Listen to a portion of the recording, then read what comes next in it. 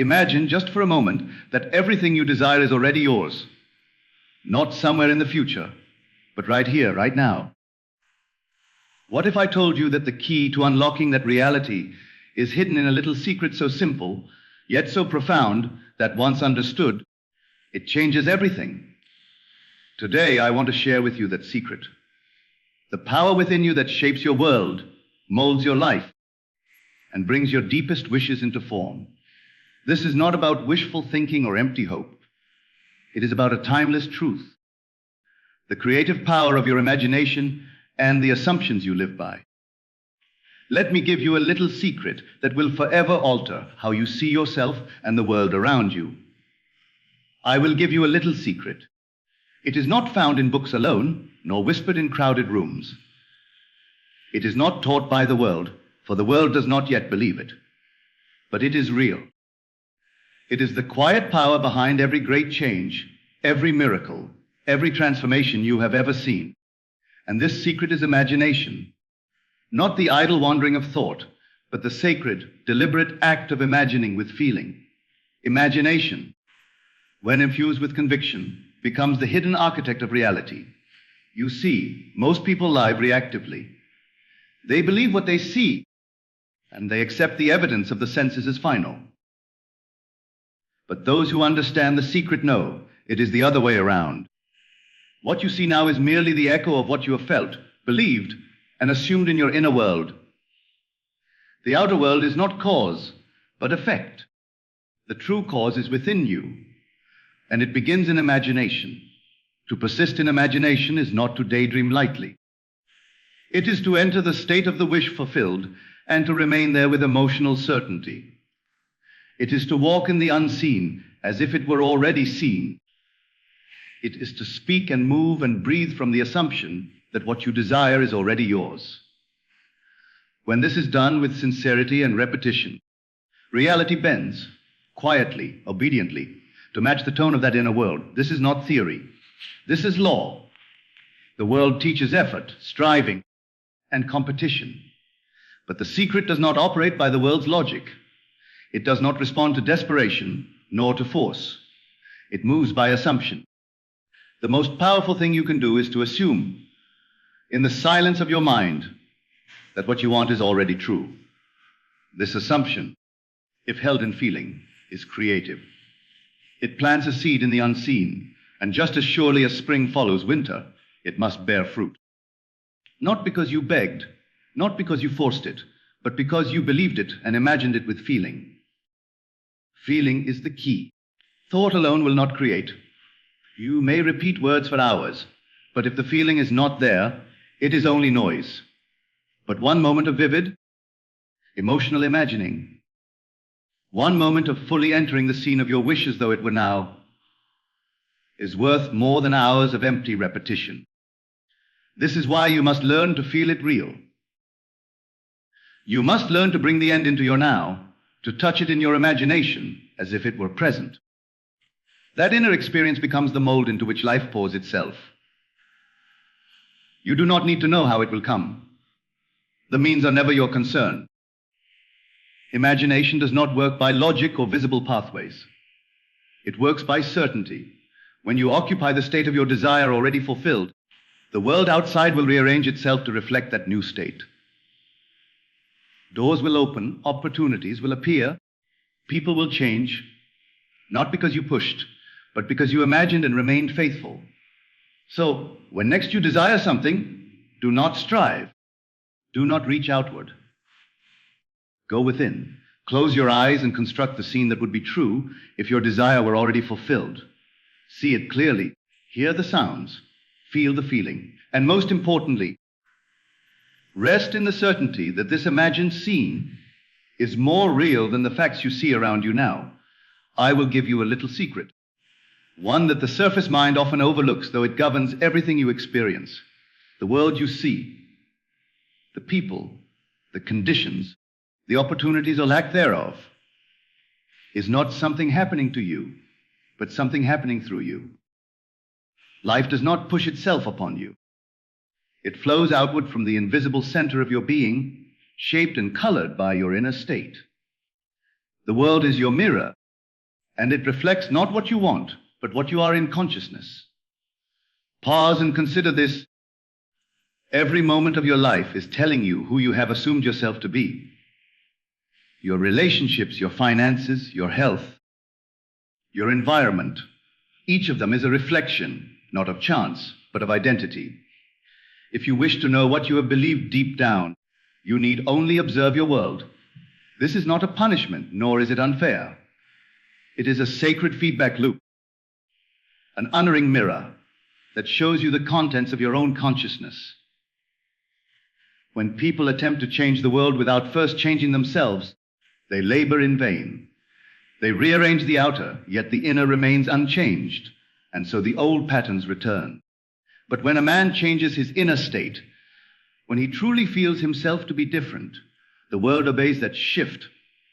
New conditions arise, often in ways that appear mysterious or sudden, yet they are lawful, flowing directly from that new state. This is the reason why affirmations, rituals, or even hard work fail when not supported by inner conviction. If your inner conversation remains one of lack, fear, or limitation, then no matter what you do on the surface, your world will echo that tone. You may smile outwardly, but if inwardly you feel unworthy, then life will continue to reflect unworthiness back to you. This is not punishment. It is law, precise, mathematical, and merciful. Because once understood, it places the power back in your hands. To change your life, then, is to change the assumptions you carry within. If you assume you are unlucky, your world will present situations to confirm it. If you assume people are unkind, your encounters will affirm it. But the moment you shift inwardly, the mirror must shift as well. Assume you are loved, and love will show up in places you least expect. Assume you are supported, and help will come from directions you never planned. The secret is not to chase the mirror. The secret is to change the image within it. This is why the greatest work you can do is to tend to your inner state, your thoughts, your feelings, your assumptions. These are not idle movements. They are the seeds of reality. You may look around and see the facts of your life and say, but this is real. And yes, it is real, but it is real as an effect. The cause always precedes it, and the cause is within you. As long as you react to appearances as final, you will be caught in their spell.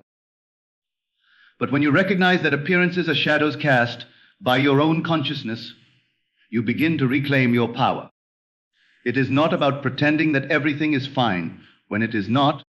It is about recognizing that what appears is a reflection, and a reflection can be changed. Do not condemn the mirror. Adjust the image. Go within. Take full ownership of the state you dwell in. Choose consciously what you accept as true. Let your inner conversations be worthy of the life you wish to live. For the world does not betray you. It reflects you. It is not separate from you. It is you pushed out.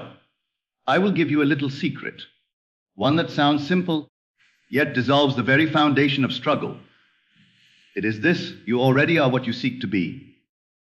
The treasure you search for, the transformation you hope for, the version of yourself you wish to grow into. It is not waiting for you in the future. It is waiting for you to recognize it now.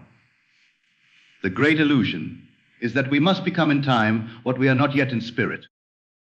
But true change does not come through slow accumulation. It comes through an inward recognition. You do not evolve into your ideal self through effort alone. You awaken to the truth that it has always lived within you, quietly waiting for your permission to express. The moment you claim that identity, truly accept it as yours, the world begins to mirror it. Not someday, not eventually, but now, because consciousness is always now. There is no power in postponement. There is no magic in saying, one day I will be confident, or soon I will be successful, or I am trying to become someone new. To say that is to keep the thing at a distance. You build walls between yourself and the life you long for, all while holding the key in your own hand. The secret is to drop the illusion of becoming and step into being, right here, right now. This shift happens in silence, not loudly, not dramatically.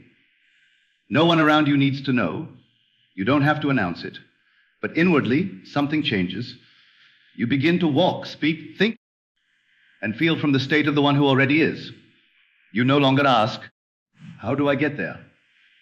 You realize you are already there, and the outer world simply hasn't caught up yet. But it will. It must. Because reality cannot help but reflect the self you consistently assume. This is why people who appear to have it all often carry a deep certainty about who they are. They are not waiting for evidence. They are not asking for permission. They are living from the end. And that end is not something they hope for. It is something they already are. You can do the same. You can assume the state of the person you want to be and wear it like a garment. Not someday, now. And in that assumption, everything begins to move. Of course, your senses may rebel. The world around you might give you every reason to doubt the claim. But this is the test of faith. Will you believe the outer evidence, or will you remain loyal to the truth you have recognized within? You are not becoming wealthy. You are wealth. You are not trying to be loved. You are love. You are not searching for worth. You are already worthy. The outer confirmation is secondary. Your inner claim is the cause. And so the invitation is simple: claim it. Claim it in imagination. Claim it in silence. Claim it before you have the proof. When you sit in stillness, when you close your eyes, when the world is quiet, assume the feeling of being the person you desire to be. Let that assumption sink into your bones. Let it become familiar. Let it become home. Because once you know who you are, the world will rise to meet that knowing. I will give you a little secret. It goes against everything the world has taught you about goals, timing, and progress. The secret is this: do not live toward your desire, live from it. The moment you place your dream in the future, you push it away. But the moment you occupy it inwardly, as if it were already real, you begin to draw it into form. Not by force, not by chance, but by law. You see, most people wait. They wait for the money to feel secure. They wait for the relationship to feel loved. They wait for success to feel worthy. But this is the trap. To wait is to deny. To wait is to declare silently, I do not yet have it. And that inner declaration becomes your command to the world, and the world listens. It echoes your belief right back to you. As long as you are waiting, you are affirming lack. But when you live from the end, when you feel now what you would feel if your desire were already fulfilled, you break that cycle. You close the gap between what is and what could be. The mind may protest. The facts may scream otherwise. But this is not about facts. This is about feeling, and feeling is the secret bridge between the invisible and the visible. So ask yourself, if it were already done, how would I feel? How would I walk? What would I no longer worry about? What would I expect without question? Enter that state not as a fantasy, but as a homecoming. Breathe in that peace. Carry it through your day. Make it your internal dwelling, even if nothing on the outside has changed. Especially then, because when you maintain that inner knowing, when you live from the end, your outer world has no choice but to catch up. This is not pretending. It is creating. It is not playing make-believe. It is stepping into belief. The imagination, fused with feeling, is the womb of reality. When you persist in the assumption that it is already so, that assumption begins to harden into fact. People call it coincidence, synchronicity, luck. But it is none of those things. It is alignment. You moved inwardly into the state, and life reorganized itself to match. You are not meant to chase outcomes. You are meant to embody them. You are not here to struggle your way to the future. You are here to feel the future into now. That feeling, that quiet, confident, inner knowing is not weakness. It is the power behind all creation. It does not plead or hope. It simply knows. And in that knowing, the bridge is built. From the unseen to the seen, from spirit to matter, And so, when you desire something, do not ask how long it will take. Do not ask if you're doing it right. Ask instead, am I dwelling in the end? Am I carrying the tone of fulfillment within me? Am I trusting the feeling more than the facts? Because that feeling is the thread that ties you to your result. And if you can hold it, truly hold it, the result must come. It cannot do otherwise. I will give you a little secret. It is not hidden in complexity, nor is it reserved for the few. It is simple but powerful, so powerful, in fact, that it quietly governs every outcome of your life. The secret is this: your assumptions harden into fact. What you assume to be true about yourself, about others, about life, will shape itself into form, no matter how hidden or unconscious that assumption may be. It is not your wishes that mold your reality.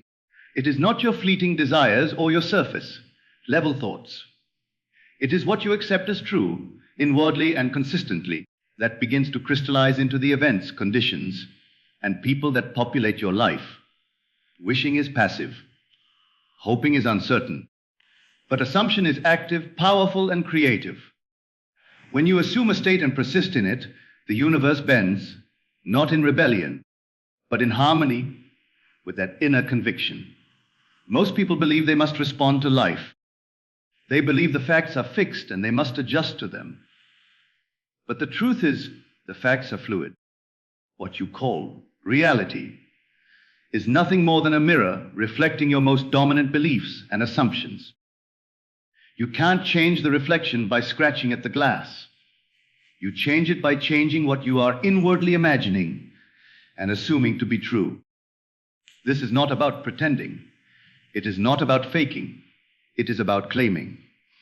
The moment you begin to walk in the knowing of a thing, the world begins to arrange itself around that knowing.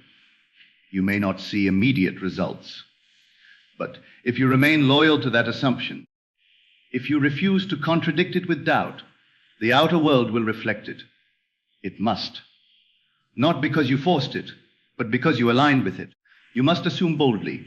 Quietly, yes, but boldly. To assume boldly is not arrogance, it is faith. It is to say, this is true because I have accepted it as true within myself.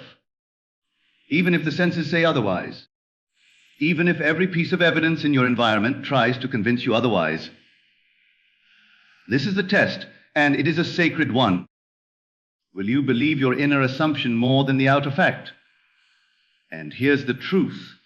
Whether you realize it or not, you are always assuming. You assume things every day about your abilities, your relationships, your health, your worth. These assumptions are often subtle, buried in the rhythm of your thoughts and feelings. But they are there, and they are shaping your life. The difference is whether you assume consciously or unconsciously. To live deliberately is to take back the reins and choose what you assume, knowing full well that life will eventually yield to it. When you shift an assumption, you shift your world. You don't have to force change. You don't have to manipulate people or chase outcomes. Just revise the inner state. Assume the best and persist in it. Speak from it, feel from it, think from it, and then let it unfold in its own time and way. The delay is not denial, it is gestation. All things grow from seed to harvest. An assumption is the seed. So the secret is not to wish for better things. It is to assume better things, calmly, confidently, persistently. To walk in the world with the quiet certainty that what you've claimed inwardly is already being made ready outwardly. This is not magic. This is law. Assumption, faithfully held, becomes experience. It cannot remain unseen forever. What is planted must rise. What is believed must appear. And what you assume, no matter how small or grand, must in time become your fact. I will give you a little secret. It is the final turning point, the one that separates the passive dreamer from the deliberate creator. The power is not out there. It is not in the stars, not in fate, not in rituals or circumstance. The power is in you, in your awareness, in your ability to assume, imagine, and feel. You are the operant power. This truth changes everything, but only when accepted fully. as long as you believe something outside of you must act first. Some event, some person, some timing. You are giving away your authorship. You are handing your script to someone else and asking them to write the ending. But the truth is, you've been writing it all along. The world is a stage set by your inner direction. When you realize this, truly realize it, you stop waiting. You begin to command not with effort, but with assumption. To be the operant power means you are not at the mercy of what happens. It means you decide within yourself what is true, and you persist in that truth until the world yields to it. It means you no longer seek signs, you become the cause of signs. You no longer chase validation, you rest in knowing. You no longer ask, will this work? You say, it is done, because I have chosen it to be so. This is not arrogance. It is ownership. It is stepping into the role you were always meant to play. You were never a victim of life.